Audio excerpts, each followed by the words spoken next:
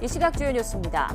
북극 한기가 밀려오면서 밤사이 전국 기온이 급락해 오늘 아침 올겨울 들어 최강 한파가 들이닥치겠습니다. 서울이 영하 17도, 체감 기온은 영하 26도까지 떨어지겠고 서해안과 호남, 제주도에는 강풍과 함께 폭설이 예상됩니다.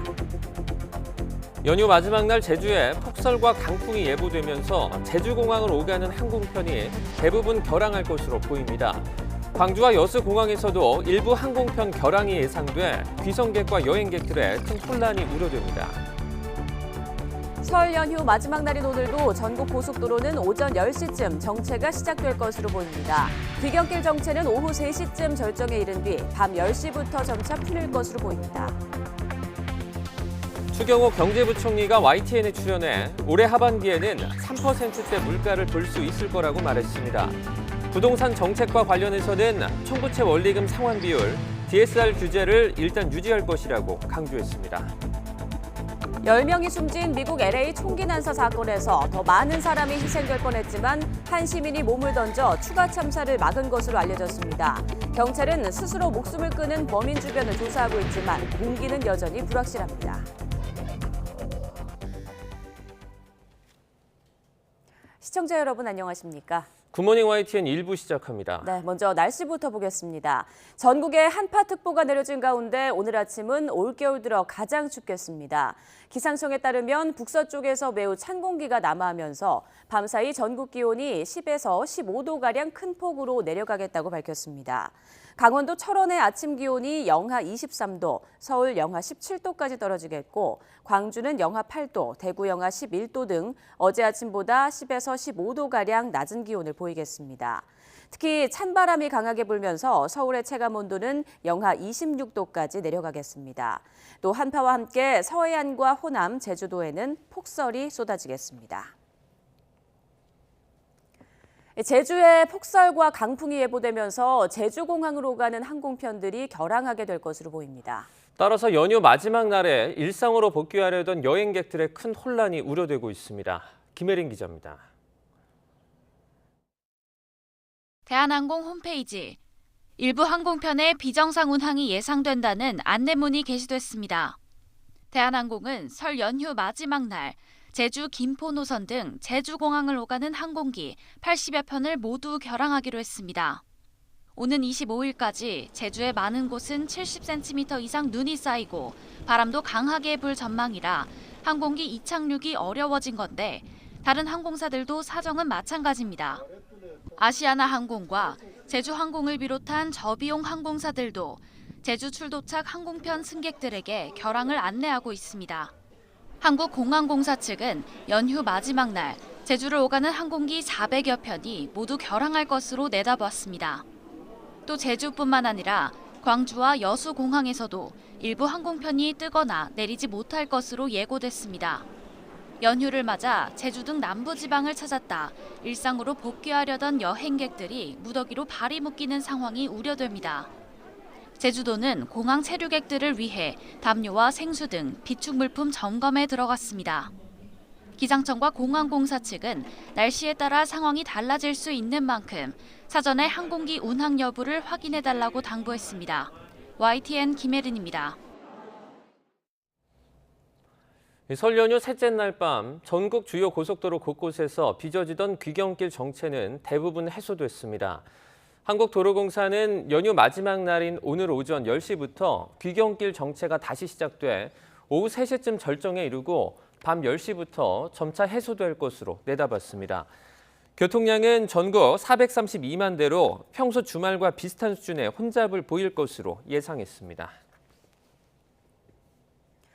국민의힘 당대표 후보 등록에 가까워지면서 당권 주자들의 윤심 경쟁이 뜨겁습니다. 윤 대통령이 애착을 갖는 반려동물 표심을 공략하는가 하면 논란이 된 대통령의 발언을 적극적으로 방어하기도 했습니다. 황윤태 기자입니다. 최근 여론조사에서 상승세를 탄 국민의힘 김기현 의원, 설 이후 첫 일정으로 유기견 보호소를 찾았습니다. 명절 이후에 버려진 동물이 많아 실태를 점검한 차원이라고 밝혔지만 윤심을 겨냥한 행보란 분석이 나옵니다. 윤 대통령 부부는 애완견 토리와 유기견 세로미를 포함해 반려동물 11마리를 키울 정도로 동물에 애정이 많습니다.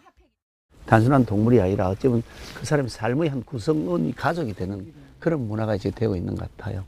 정말 작년에도 아이들 다 이렇게 안고 찍고 이랬을 때 너무 이번에도 입양했잖아요. 경쟁자인 안철수 의원, 이에 질세라 순방 때 논란이 됐던 윤 대통령 발언에 적극 방어막을 쳤습니다. 아랍에미리트적은 이란이라고 했던 윤 대통령 발언은 전체 순방 성과를 보면 옥에 튀었다고 평가하면서 야당을 향해 작은 일을 크게 부풀려 국위 외교를 훼손하지 말라고 말했습니다. 윤 대통령 발언이 외교 갈등까지 번지며 여파가 계속되자 힘을 보태려는 포석으로 읽힙니다. 사실은 대통령의 외교 성과를 평가한다면 가장 중요한 건 대한민국 국익이죠. 다른 나라의 반응이 어떻다 이거는 사실은 아니거든요. 앞서 SNS에서는 대통령과 함께 찍은 사진을 두고 신경전이 벌어졌습니다. 김 의원이 먼저 윤 대통령과 함께 찍은 사진을 올리며 장군을 부르자 안 의원이 곧바로 함께 손을 치켜드는 사진으로 멍군을 외쳤습니다. 반면 지난주 윤 대통령에게 사과한 뒤 숙고에 들어간 나경원 전 의원은 여전히 공식 일정 없이 두문불출. 나 전 의원 측근은 YTN과 통화에서 마지막 결심을 굳히기 위해서 고심하고 있으며 출마 여부에 대해선 설 연휴가 끝나야 말할 것 같다고 밝혔습니다. YTN 황윤태입니다. 여야 정치권은 1월 임시국회를 열어둔 채 설 연휴를 맞았지만 사실상 개점 휴업 상태입니다. 이러다 보니 올해부터 효력을 잃은 일몰법들 그리고 쟁점 법안들 논의는 뒷전으로 밀려 있는데요. 개묘년 새해에는 좀 달라질 수 있을까요? 정현우 기자입니다.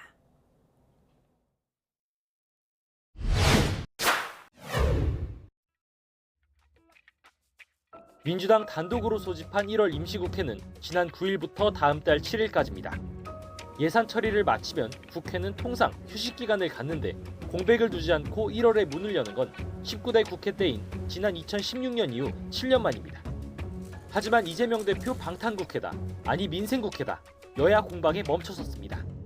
임시국회가 시작되니까 이재명 의원이 내일 출석하기로 한 걸로 봐서 명백하게 방탄국회임이 틀림이 없습니다. 방탄국회라는 억지만 부립니다. 집권여당의 안보와 민생의 발목을 잡고 있는 비정상적 국정 상황 바로 잡아야 합니다. 결국 여야는 본회의는커녕 변변한 합의조차 없이 설 연휴에 들어섰습니다.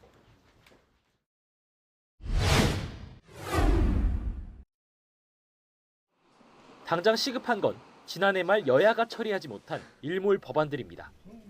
화물 노동자의 적정 임금을 보장해주는 안전운임제, 30인 미만 기업의 주 8시간 추가 연장 근로제가 올해부터 효력을 잃었습니다.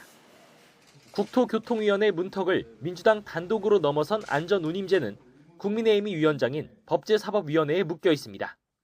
원내 대표 간 합의 사항으로 이관이 되었습니다. 그래서 저희 법사위에서는 원내 대표 간 합의를 기다릴 수밖에 없다는 말씀을 드리겠습니다.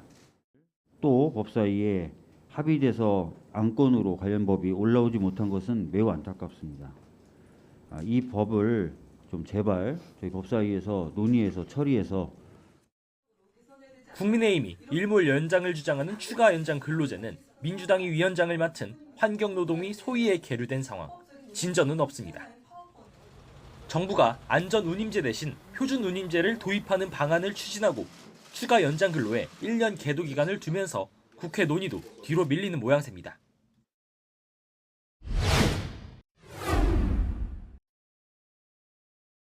협상은 없는데 수싸움은 치열합니다. 정부가 초과 생산된 쌀을 의무적으로 사들이도록 하는 양곡관리법 개정안, 공영방송 지배구조를 바꾸는 방송법 개정안, 간호사 처우 개선을 담은 간호사법 제정안, 민주당 주도로 상임위를 통과한 쟁점 법안들로 김도우 법사위원장은 법사위 법안심사 제2소위위원회로 넘겨버렸습니다. 심사 기간이 기약 없이 길어지는 경우가 많아 법안의 무덤이라고 불리는 곳입니다. 여당이 쟁점 법안들을 법사위에 묶어두면서 과반 의석 민주당에 단독 처리를 지연시키는 맞대응에 나선 겁니다. 법안 심사라는 미명하에 이 상임위에서 처리된 부분들을 법사위에서 발목 달리는 일은 없어야 된다. 법사위의 갈래는 그 위원 중에 한 분이라도 소위 해부하자는 의견이 있으면 다 소위에 해부를 해왔습니다. 올해 예산 협상 과정에서 오랜 대치에 앙금이 남은 데다 국민의힘은 당대표 경선을 둘러싼 내용, 민주당은 이재명 대표 검찰 수사로 인한 혼란을 겪으면서 양당 모두 입법 활동에 온전히 집중하지 못하고 있다는 비판도 잇따릅니다. 일몰 법안과 쟁점 법안 처리 없이 1월 임시국회가 빈손이 될 거란 전망도 커지고 있습니다.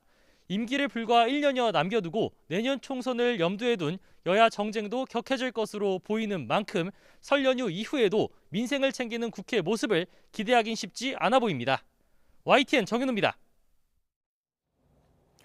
윤석열 대통령 새해 첫 순방에서의 가장 큰 성과는 한 UAE 정상회담 이후 발표된 300억 달러 투자 유치인데요. 두 나라 정상만 마주한 단독 회담 전까진 누구도 이런 규모를 예상하지 못했다고 합니다. 박소정 기자입니다. 한 UAE 정상회담 이후 발표된 UAE의 300억 달러 투자 계획. 회담 직전까지도 최종 금액은 오로지 UAE 대통령의 입에 달린 채 베일에 쌓여 있었다고 순방에 동행했던 추경호 경제부총리는 전했습니다. 확대 회담이 아닌 두 정상만의 단독 회담에서 이 깜짝 확약이 나왔다는 겁니다. 아주 극소수만 참석해 있는 그런 자리에서 확대 정상회담에 나누지 못한 이야기를 내가 여기서 말씀을 드리겠다 하면서 나온 제일 첫 번째 그 확약이 300억 불. 순방 전 100억 달러 정도면 큰 성과일 것으로 기대했는데 예상을 훨씬 뛰어넘는 규모였다고 덧붙였습니다. 김대기 비서실장은 앞서 지난해 12월 대통령 특사로 UAE를 찾아 칼둔 UAE 행정청장과 긴밀히 소통해온 것으로 전해졌습니다. 경제에 올인한 순방이었다 이렇게 말씀드리고 한마디로 대박 성과였다 이렇게 말씀드리겠습니다. 알겠습니다. 다만 구체적인 투자 기간과 분야가 특정되지 않은 데 대해 추 부총리는 추가 협의가 필요하다면서 양국 협력을 위한 채널을 만들 것이라고 밝혔습니다. 윤 대통령이 원전 추가 건설을 언급하고 대통령실에서는 계획이 없다고 밝혀 혼선이 있었던 것에 대해서는 원론적인 언급이었는데 오해가 있었다고 설명했습니다. 이 부분에 관한 것을 염두에 두고 언급을 했는데 새로이 뭔가 또 다른 원전 추가 건설 계획이 있는 거 아니냐 이런 오해에서 비롯했다. 그래서 추가로 대통령실에서 보완 설명을 해서 확실히 해줬다 하는. 윤 대통령의 이란 발언 논란으로 순방 성과가 가려져 아쉽지 않으냐는 물음에는 장병 사기 진작 차원에서 편하게 한 얘기일 뿐이라는 정부 입장을 거듭 밝혔습니다. YTN 박소정입니다. 이란 외무부가 아랍에미리트에 적은 이란이라는 윤석열 대통령의 발언과 관련해 한국 정부의 대응을 일정 부분 평가하면서도 조치가 불충분했다고 주장했습니다. 이란 국영 IRNA 통신에 따르면 나세르 카나니 외무부 대변인은 정례 기자회견에서 테헤란과 서울에서 우리는 진지한 입장을 전달했다면서 한국 정부는 실수를 바로잡으려는 의지를 보였다고 말했습니다. 하지만 자신들의 관점에서 한국 정부의 조치는 충분하지 않았다고 덧붙였습니다. 추경호 경제부총리가 올해 하반기 물가 상승률을 3%대까지 끌어내리겠다는 의지를 비췄습니다. 또 부동산에 대한 징벌적 규제는 완화하겠지만 총부채 원리금 상환 비율 DSR 규제는 일단 유지한다는 방침을 거듭 밝혔습니다. 김지선 기자입니다. 지난해 7월 6.3%까지 올랐던 물가 상승률. 한풀 꺾이긴 했지만 여전히 5%대로 한국은행 목표치인 2%에 한참 못 미칩니다. 추경호 경제부총리는 올해 하반기 물가 상승률을 3%대까지 낮추겠다는 의지를 내비쳤습니다. 공공요금 인상과 원자재 수급 불안정 등 올해도 상승 요인이 많지만 각종 세금을 낮춰서라도 생활 물가를 잡겠다는 겁니다. 하반기 가면은 3%대 물가를 볼 수 있다. 그래서 특히 저희들은 생활 물가 안정이 굉장히 기묘하다 이런 생각에서 각종 관세를 낮춘다든지 각종 세금을 인하해서. 추 부총리는 고금리가 경기와 민생에 타격을 줄 수 있다는 목소리가 커지고 있다고 전하기도 했습니다. 그러면서 한국은행이 이런 여론을 감안해 향후 금리를 결정할 것으로 본다며 추가 금리 인상은 부담스럽다는 점을 내비쳤습니다. 지난 정부의 부동산 규제는 계속해서 완화해 나갈 의지를 밝혔습니다.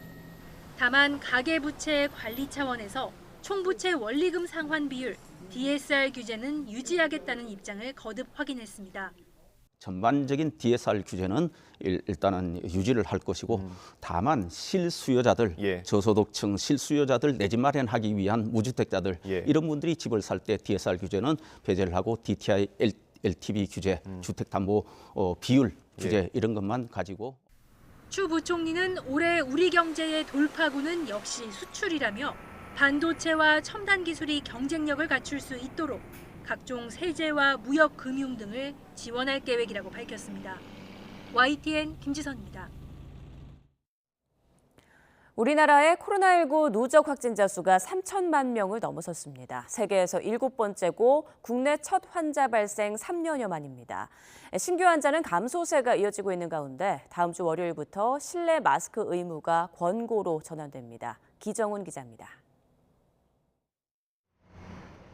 코로나19 누적 확진 3천만 8천여 명, 신규 환자가 105일째 10,000명 아래로 내려왔고 위중증 환자도 엿새째 500명 아래를 유지했지만 누적 확진자 수는 3천만 명을 넘겼습니다.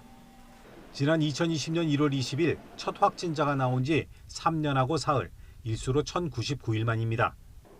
누적 확진자 수가 1,000만 명에서 2천만 명으로 느는데 넉 달 반쯤 걸렸는데 여기에서 5달 반이 지나자 이제 3천만 명대에 들어선 겁니다. 누적 확진 3천만 명이란 우리 국민 10명 가운데 6명이 코로나19에 걸린 적이 있다는 뜻입니다. 누적 환자는 세계에서 7번째로 많은 건데 누적 사망자는 3만 3천여 명으로 34번째입니다. 많이 감염되긴 했어도 환자에 대한 의료 대응은 그리 나쁘지 않았다는 의미로 풀이될 수 있습니다. 7번의 대유행 중 피해가 가장 컸던 5차 유행 때 하루 확진 62만 명, 하루 사망자 469명까지 나왔던 것을 생각하면 최근 상황은 안정적이라는 평가입니다. 이런 상황 판단 아래 오는 30일 다음 주 월요일부터 실내 마스크 착용 의무가 권고로 바뀝니다. 대중교통과 병원, 약국 등을 빼고는 식당이나 마트 등에서 마스크를 쓰지 않아도 과태료를 물지 않습니다. 방역당국은 착용 권고는 이어가면서 심각한 위협이 찾아오지 않는 한 또다시 과태료를 물리며 마스크를 강제하는 일은 고려하지 않을 방침입니다. 그 신규 변이가 정말 오미크론 때처럼 굉장히 빠른 속도로 국내에 확산을 해서 우리의 의료 대응 역량에 굉장히 이제 위협이 될 만큼 그런 수준이 되지 않는다면은 마스크 착용을 재의무할 그렇게 다시 시행할 것 같지는 않고요. 중국 내 확산의 영향도 우려했던 것보다는 비교적 잘 막아내고 있는 것으로 보입니다. 중국발 입국 단기 체류 외국인의 PCR 검사 양성률은 열흘 연속 10% 아래를 유지했습니다. 방역당국은 실내 마스크 의무가 풀리면 어느 정도 확진자가 늘 거라면서도 우리 의료 역량으로 충분히 대응할 수 있을 거라고 전망했습니다. YTN 기정훈입니다.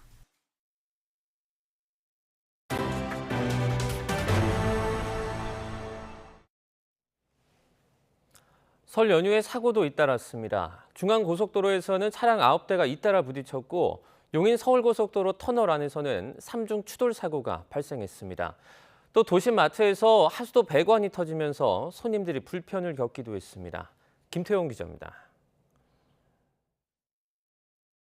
도로 위에 차들이 앞뒤로 붙은 채 멈춰서 있습니다.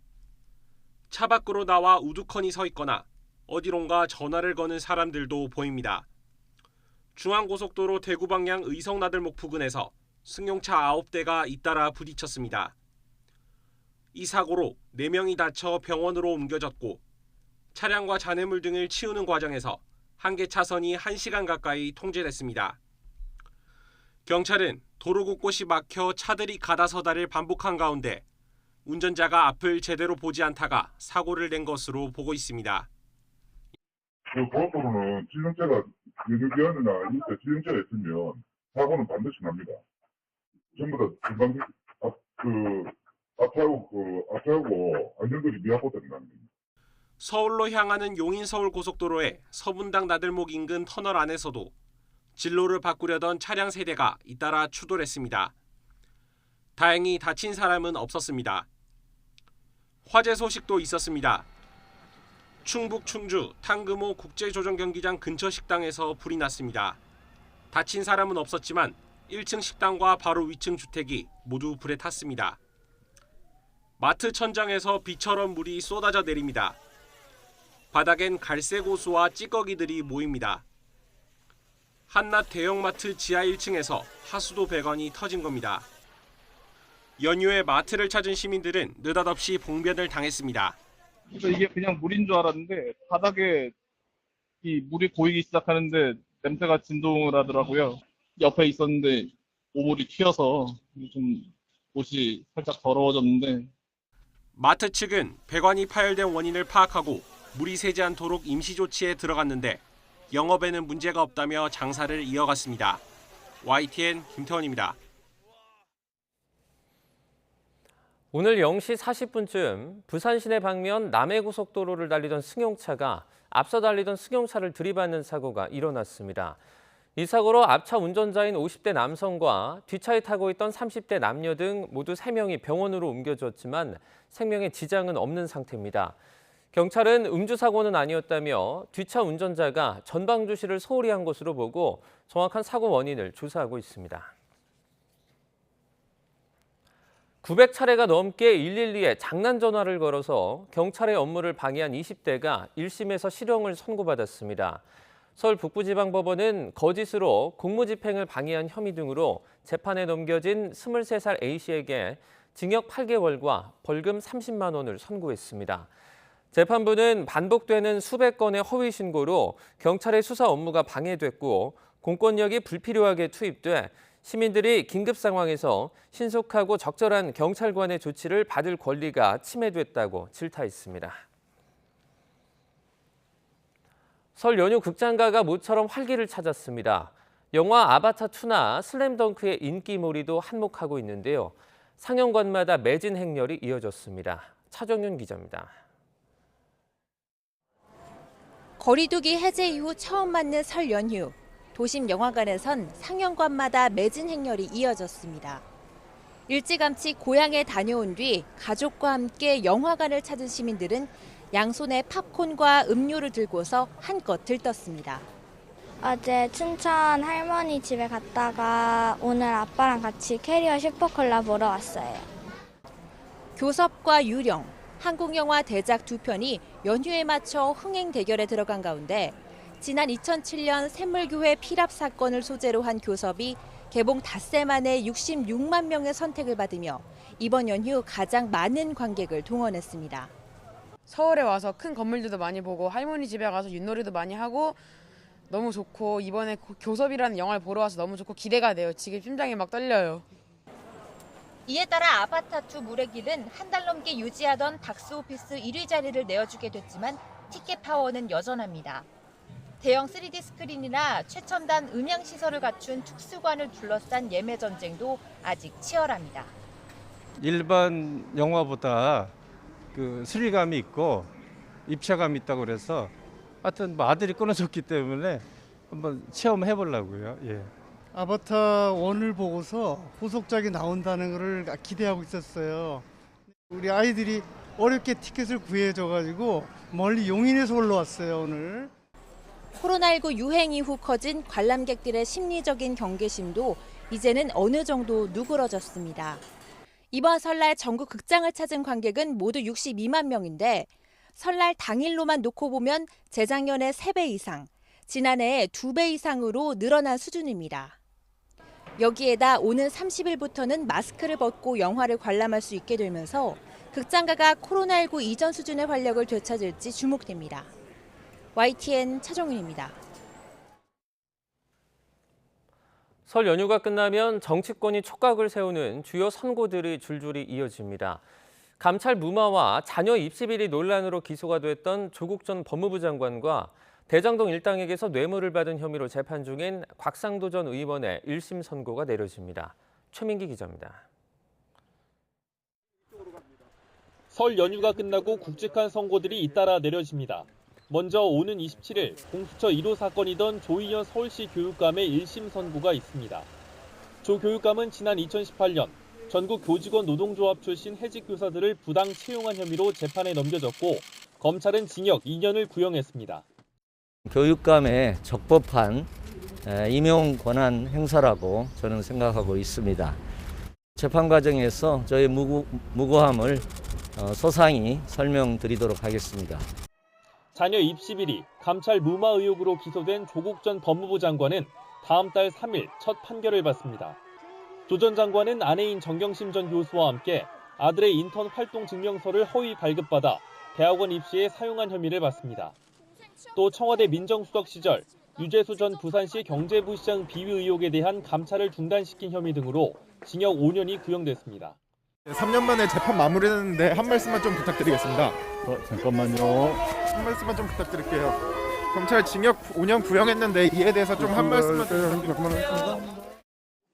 이어 8일에는 대장동 일당으로부터 뇌물을 받은 혐의로 기소된 곽상도 전 의원에 대한 1심 선고가 예고돼 있습니다. 이른바 50억 클럽은 물론 대장동 비리로 재판에 넘겨진 이들 가운데 처음으로 법원 판단을 받는 겁니다. 곽 전 의원은 대장동 일당 사업에 도움을 주는 대가로 화천대유에서 일한 아들의 퇴직금과 성과금 명목으로 50억 원을 챙긴 혐의를 받습니다. 검찰은 곽 전 의원에 대해 징역 15년, 벌금 50억여 원을 구형했고 곽 전 의원은 혐의를 완강히 부인했습니다. 변명하기도 지금 어려울 정도로 아무 내용이 없으니까 제가 뭐라고 말씀드릴 수가 없습니다. 답이 이미 정해져 있는 수사를 했다고 저는 생각합니다. 또 같은 날 김학의 전 차관 불법 출국 금지 사건에 연루된 이광철 전 청와대 민정비서관과 이성윤 검사장, 이규원 검사 등에 대한 1심 선고도 진행됩니다. YTN 최민기입니다.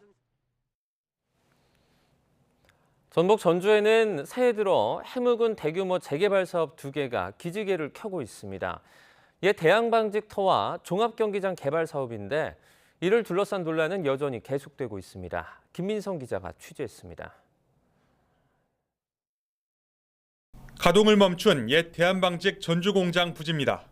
바로 옆에 도청과 경찰청 등 주요 기관이 있는 23만 제곱미터 규모 금싸라기 땅입니다. 땅 주인 부동산 개발사 자광은 최근 폐공장 철거 착공식을 열어 높이 470m, 153층 타워를 짓겠다고 천명했습니다. 만약 지어진다면 중국 상하이 동방명주보다 높습니다.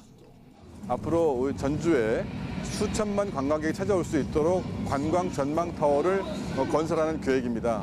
후손들에게 넘겨줘야 될 이런 산업 경제의 기반이 되는 이 노른자위 공업용지의 재개발이 공식화된 건 지난 2018년. 벌써 6년째지만 그 사이 논의만 많았지 사실상 별다른 진전이 없었습니다. 천문학적인 개발 이 환수 문제, 수많은 지역 상권 피해 문제 등 많은 우려가 나왔지만 이런 것에 대한 명확한 대책이나 해소 없이 지난해 말엔 폐공장 철거 중 외국인 노동자가 추락해 숨졌는데 심지어 착공 신고도 없이 공사한 거로 드러났습니다. 아직 삽도 안 뜬 단계에서 성공 가능성을 놓고 의구심부터 커지는 겁니다. 지은 지 43년 지난 전주 종합경기장도 시장이 바뀌면서 개발 분위기가 무르익고 있습니다. 야구장은 이미 지난달부터 철거가 시작돼 2026년 시립미술관 등이 들어설 예정입니다. 또 5성급 호텔과 백화점, 컨벤션 센터 등 복합단지 건립을 두고 롯데와 물밑 접촉이 진행 중입니다. 그동안 해묵은 숙제였죠. 종합경기장을 어떻게 할 것이냐 하는 문제가 해묵은 숙제였는데 이제 본격적으로 사실은 시작이 되는 날이다 이렇게 보시면 좋을 것 같습니다. 다만 두 개발 사업 사이 호텔과 상업시설 등이 중복돼 사전 교통 정리가 필요하다는 우려는 오랜 숙제입니다. 전주가 낙후했다는 공감대는 이미 충분합니다. 문제는 시민의 이익인데요. 사업의 과실을 나눠야 한다는 쪽과 개발 그 자체로 시민에겐 득이라는 두 시각 사이엔 양보의 여지가 많지 않아 보입니다. YTN 김민성입니다. 오는 2026년 당장 3년 뒤부터 수도권 내 쓰레기 직매립이 전면 금지됩니다. 서울시는 소각장 증설을 대안으로 추진하고 있지만 주민들이 거세게 반발하면서 난항을 겪고 있습니다. 차유정 기자가 전해드립니다. 지난달 열린 상암동 쓰레기 소각장 주민 설명회. 소각장을 증설해도 오염물질 영향이 없다는 설명 자리였지만 주민 반발로 아수라장이 됐습니다. 쓰레기 처리 문제는 발등에 떨어진 불입니다. 서울에서 하루에 배출되는 생활 폐기물이 3,200톤. 이 가운데 2,200톤은 서울에서 소각하고 나머지 1,000톤은 인천에 있는 매립지에 묻습니다. 그런데 1,000톤을 인천에 보내는 게 2025년까지만 가능합니다. 관련 시행규칙 개정으로 2026년부터 직매립이 금지되기 때문입니다. 그래서 지난해 서울시가 내놓은 대안이 이미 소각장이 있는 상암동에 1,000톤 규모의 소각장을 새로 짓겠다는 건데 주민 반발이 여전히 거셉니다. 전반적으로 각 항목별로 보시면은 환경 기준에 대해서 다 만족하는 거고 모델링을 통해서 최대한 평가를 해본 결과는 모두 만족해서 저희가 뭐 건강상이나 이런 부분에 대해서는 걱정 안 하셔도 되는 걸로 이렇게 평가가 된 사항입니다. 상암동에 소각장을 신설해도 문제가 완전히 해결되는 건 아닙니다. 서울시는 상암동에 1,000톤 규모의 소각장을 새로 짓는 대신 현재 750톤을 처리하는 기존 소각장을 2035년까지 없애겠다고 밝혔습니다. 기존 소각장을 폐쇄하면 또다시 이를 처리하기 위한 시설이 필요하고 그때도 다른 자치구에 있는 소각장을 증설할 가능성이 큰데 지금 같은 격한 갈등이 불가피해 보입니다. 우리가 소각장이 없습니까? 750톤! 5개 구의 소각장을 매일 750톤씩 태우고 있습니다. 우리는 이 1,000톤의 추가 소각장 결사 반대합니다. 전문가들 역시 폐기물의 효율적인 처리를 위해 소각장 신설은 불가피하다는 데 동의합니다. 생활 폐기물을 절감하거나 소각량을 줄이는 노력을 훨씬 강화해야 한다는 게 전제 조건입니다. 전처리설이라는 것은 종량제 봉투를 파봉하고 파쇄하고 선별하는 장치입니다. 굉장히 간단하게 쉽게 빠른 시간에 설치할 수 있기 때문에 소각로가 증설되기 전까지는 하나의 수단이 될 수 있습니다. 시는 올 초 소각장 입지 결정 고시를 하고 내년 하반기 착공할 계획인데 주민 설득이 잘 될지가 관건입니다. YTN 차유정입니다. 제주와 세종시에서 일회용 컵 보증금제가 시행된 지 한 달이 조금 넘었습니다. 한 달 동안 제주에서 수거된 일회용 컵은 얼만큼인지 또 일회용 컵보다 앞서 민간 차원에서 시행된 다회용 컵의 재활용 상황은 어떤지 KCTV 제주방송 허은진 기자가 살펴봤습니다. 제주에서 보증금제 참여를 통해 반납된 모든 일회용 컵이 모이는 처리 업체입니다. 작업자들이 수거된 일회용 컵을 종이와 플라스틱으로 구분해 분류합니다. 처음에는 조금씩 들어오다가 지금 점점 늘어나고 있는 추세입니다. 그 오염이 심각하면 재활용이 어렵기 때문에 꼭 물로 씻어서 배출을 해주시면 고맙겠습니다. 환경부가 최근 공개한 자료에 따르면 시행 후 한 달 동안 제주와 세종에서 소비자들이 찾아간 보증금은 2,900여만 원. 개수로는 97,900여 개입니다. 전체 대상 매장 522곳 가운데 제주의 대상 매장은 3분의 2에 해당하는 349곳. 이를 감안하면 제주에서 수거된 일회용 컵은 65,200개가 넘을 것으로 추정됩니다. 하지만 현실은 조금 달랐습니다. 제주에서 한 달 동안 수거한 일회용 컵입니다. 하지만 양이 모자라서 압축 작업을 진행하지 못하고 보시는 것처럼 그대로 보관 중입니다. 수거된 양은 50kg 분량의 8포대와 포대를 다 채우지 못한 20kg가량.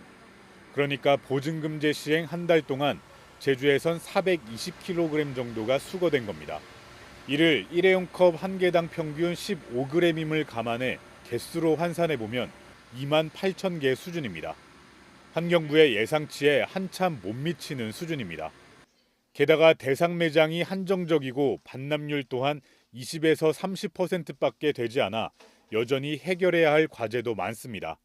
정부 정책보다 앞서 일부 매장에서 시행되고 있는 1,000원의 보증금을 받는 다회용 컵의 상황은 어떤지 살펴봤습니다. 세척장으로 들어오는 다회용 컵의 개수는 하루 평균 8,000에서 10,000개. 수거된 컵들은 초음파와 고압 세척, 건조, 유관 검사, 표면 오염도 검사 등을 거쳐 다시 도내 곳곳의 음료 매장으로 보내집니다.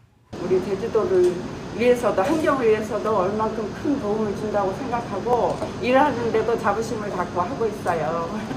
다회용 컵 사용이 어느 정도 자리 잡고 소비자들의 인식도 긍정적으로 변하면서 회수율은 75에서 80% 수준을 유지하고 있습니다.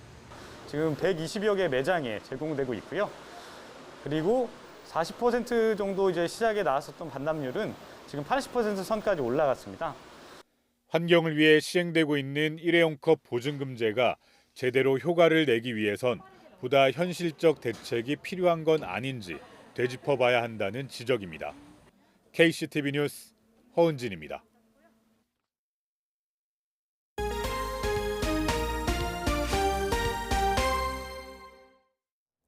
한일 관계가 양국 간 최대 현안인 강제징용 배상 문제로 변곡점을 맞고 있습니다.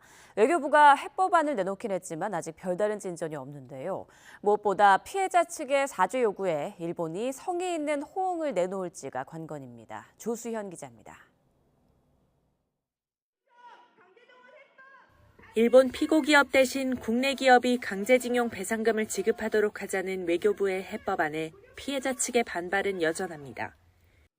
피고 기업의 참여를 보장할 수 없는 데다 이들의 법적 채무가 사실상 사라질 수 있다는 이유에서입니다.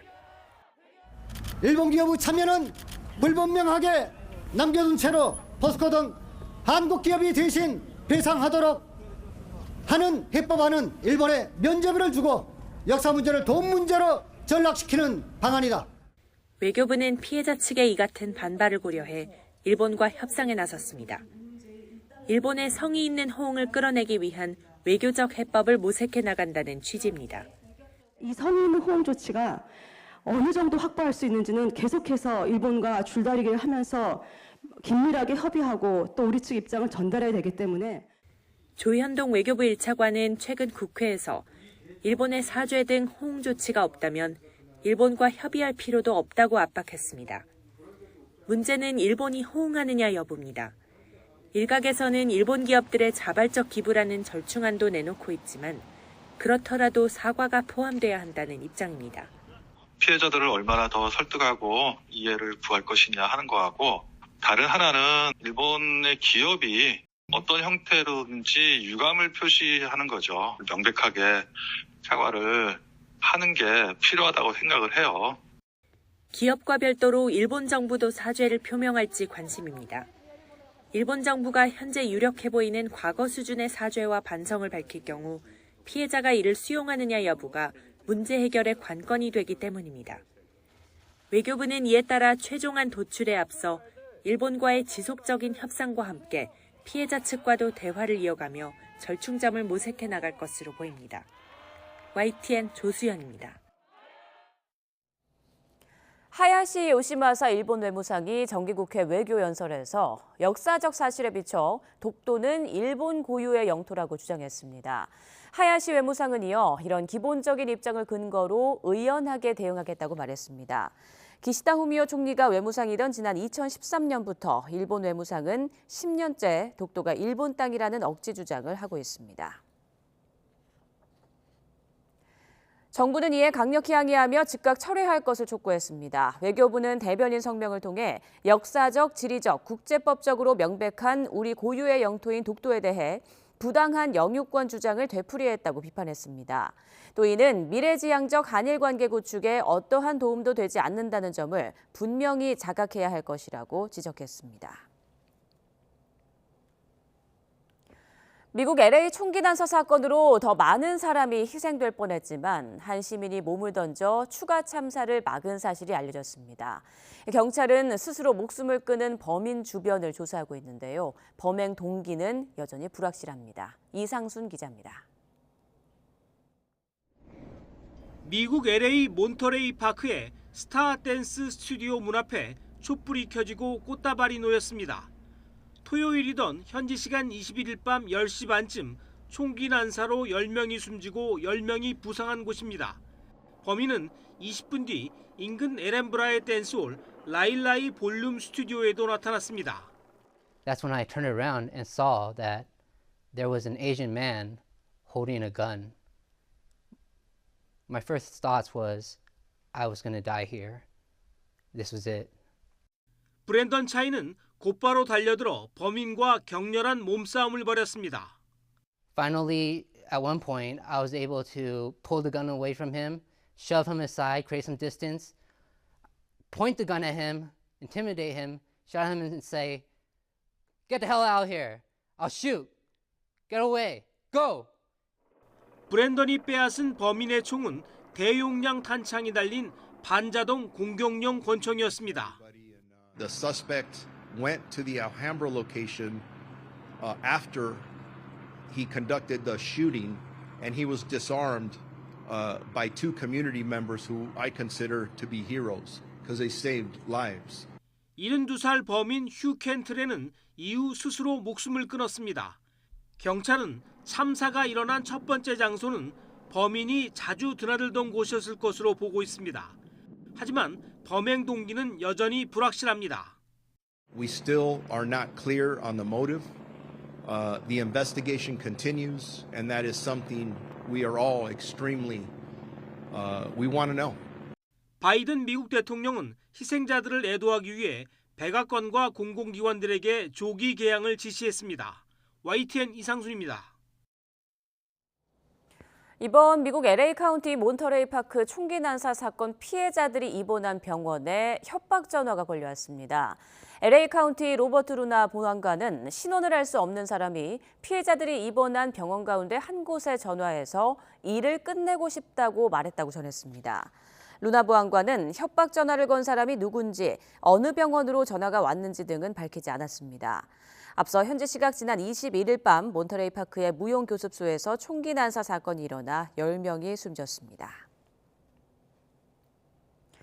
이제 한 달 뒤면 러시아가 우크라이나를 침공한 지 1년이 됩니다. 우크라이나에서 포로와 민간인을 가리지 않는 집단 학살이 자행되면서 전쟁의 주범 푸틴 대통령을 법정에 세워야 한다는 목소리가 높은데요.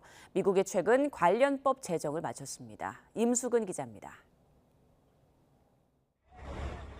지난 14일 우크라이나 아파트 단지에 쏟아진 미사일 공격.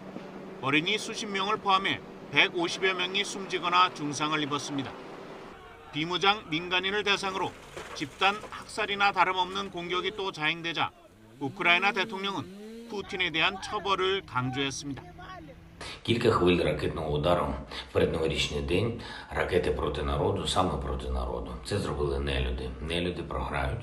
민간에 대한 공격을 자행하는 푸틴 대통령을 전범으로 처벌해야 한다는 목소리가 높지만 강제할 수 있는 방법이 없습니다. 유엔 산하기구인 국제사법재판소는 러시아의 거부권에 막혀 있고 전쟁 범죄를 관할하는 국제형사재판소는 푸틴이 법정에 출두해야만 재판을 진행할 수 있습니다. 지난해 12월 미국을 전격 방문한 젤렌스키 대통령이 미 의회를 방문해 지원을 호소한 당일 미 상원은 미국 독자적으로 전쟁 범죄 혐의자들을 법정에 세울 수 있는 법안을 통과시켰습니다. 여야의 전폭적 지지 속에 제정된 전쟁 범죄 희생자 정의법에 따르면 전 세계에서 발생한 모든 전쟁 범죄에 대해 미국이 그 행위자를 처벌할 수 있습니다. 지금까지는 제3국을 상대로 전쟁 범죄를 저지른 푸틴 등을 처벌할 수 없었지만 법 제정으로 가능해진 것입니다.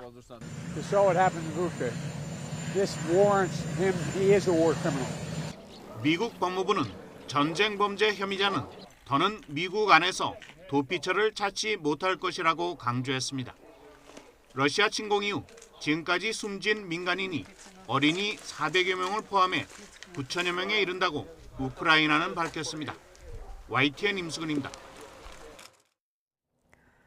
미국은 새해 들어서도 중국에 대한 정치, 경제적인 공세를 늦추지 않고 있습니다. 중국 역시 거센 압박에도 아랑곳하지 않고 곳곳에서 한판 승부를 예고하며 맞서고 있는데요. 이런 전방위 대결이 이젠 지구를 넘어 우주로 확대되고 있습니다. 이승훈 기자입니다. 우여곡절 끝에 마침내 미국의 우주선이 달을 향합니다. 한참을 멈췄던 달 탐사 재개의 신호탄입니다. 올해는 탐사선을 달에 착륙시켜보고 큰 문제 없다 싶으면 내년에는 사람을 보내 달 주위를 돌아오고 그리고 오는 2025년쯤 사람을 달에 직접 내려 달의 이곳저곳을 살펴보겠다는 게 아르테미스 계획의 큰 그림입니다.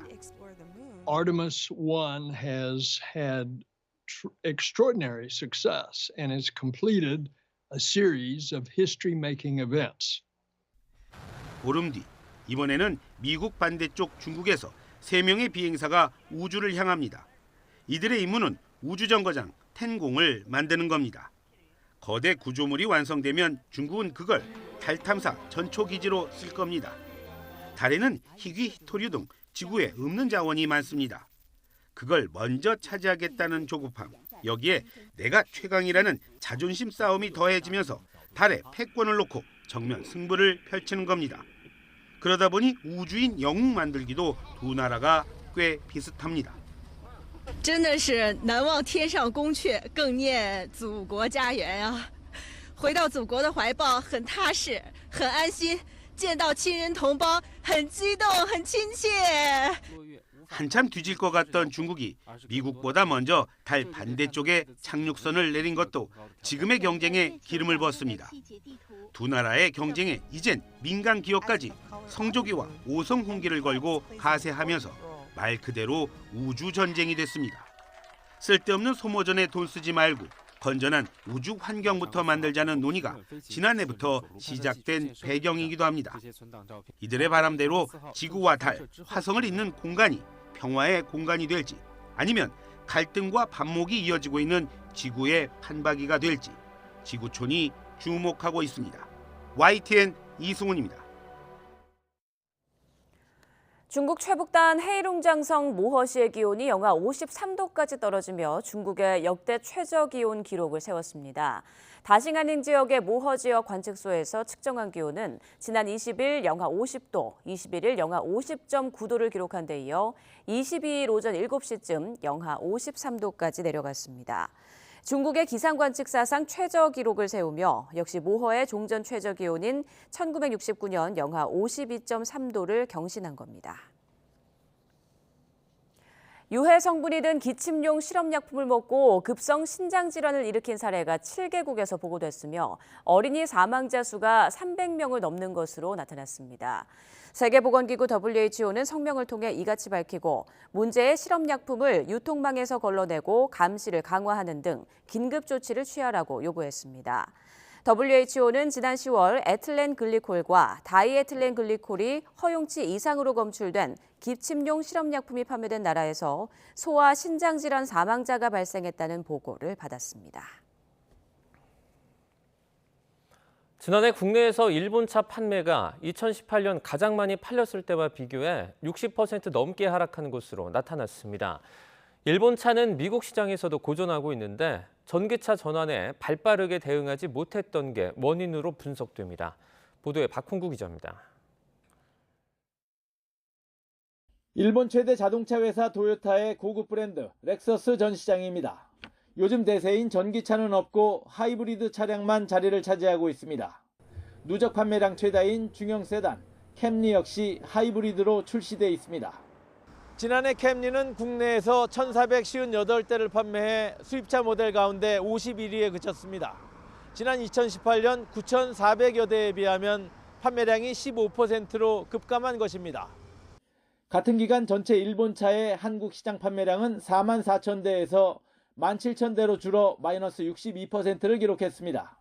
2019년 일본 정부의 수출 규제에 맞서 일본 제품 불매 운동이 일고 그 사이 국내 완성차 업체들은 미국과 유럽에서도 안전성과 내구성을 인정받을 만큼 기술력을 끌어올린 결과입니다. 이 품질 경쟁력도 현대기아차, 그다음에 제네시스와 같이 이제 국내 브랜드에 좀 역전을 당하면서 크게 이제 경쟁 우위를 상실하게 되는 그런 효과를 갖게 되는 거죠. 지난해 미국 시장에서도 도요타는 GM의 1위 자리를 내줬습니다. 판매량이 9.6% 줄었고 혼다와 닛산도 각각 32%와 25% 감소했습니다. 하이브리드에만 집중해 전기차 전환에 소홀했던 게 실적 부진의 원인으로 꼽힙니다. 전기차 시장이 도약기로 접어드는 단계에서 일단 제품 대응이 조금 늦었다는 측면이 가장 크다라고 보는 거고요. 일단 하이브리드 시장을 지속적으로 끌고 가려고 하는 노력이 있었고요. 지난해 미국 내 전체 자동차 판매는 1년 전보다 8% 감소했으나 전기차는 점유율이 3.2%에서 5.8%로 크게 오르며 시장을 주도했습니다. 테슬라 구매자를 대상으로 이전 보유 차량을 조사한 결과 도요타와 혼다 등 일본 브랜드가 38%를 넘어 전기차 확대가 일본차 비중 축소의 직접적인 원인으로 분석됐습니다.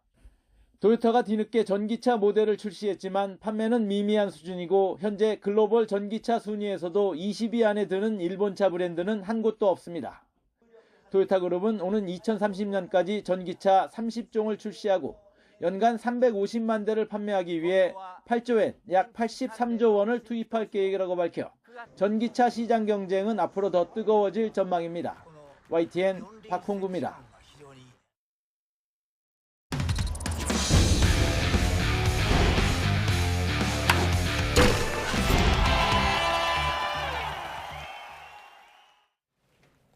프로농구 서울 SK와 고양 캐롯이 역전의 역전을 거듭하는 명승부를 펼쳤습니다.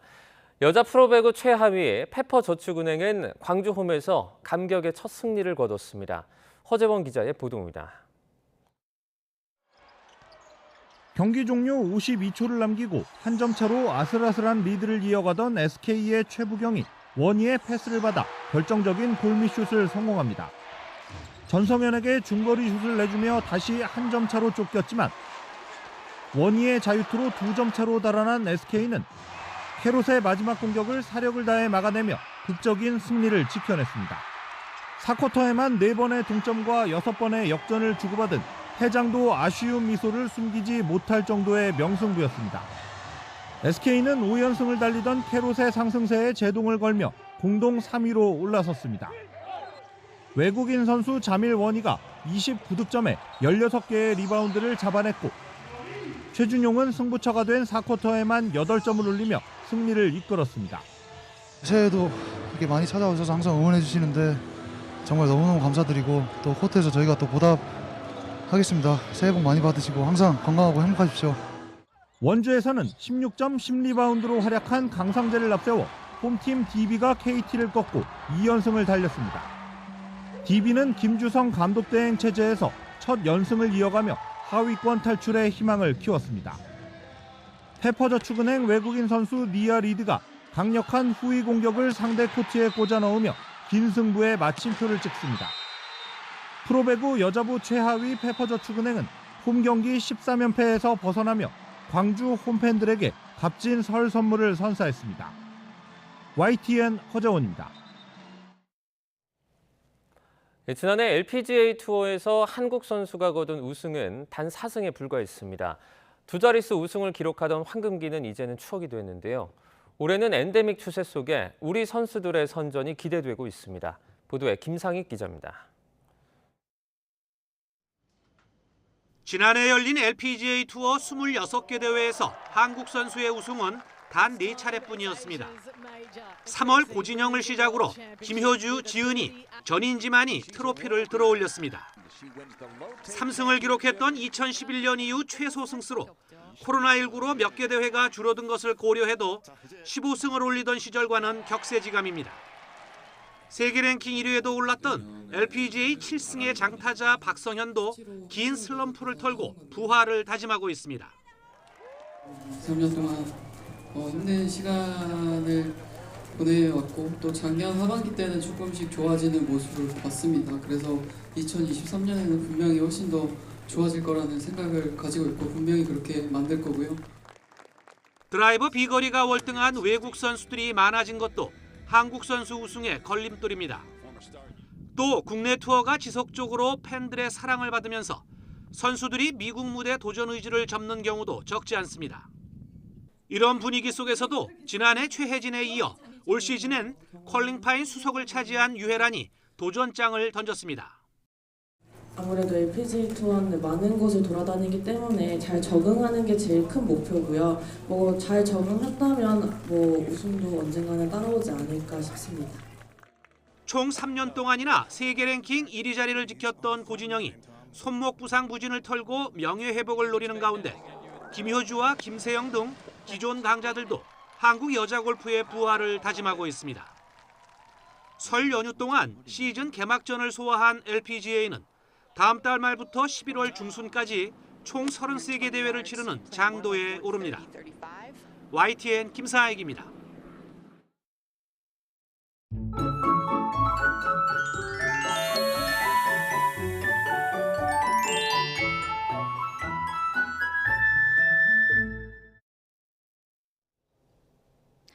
북극 한기가 유입되면서 올겨울 최강 한파가 찾아왔습니다. 오늘 아침 강원도 설악산의 기온이 무려 영하 24.3도까지 떨어졌고요.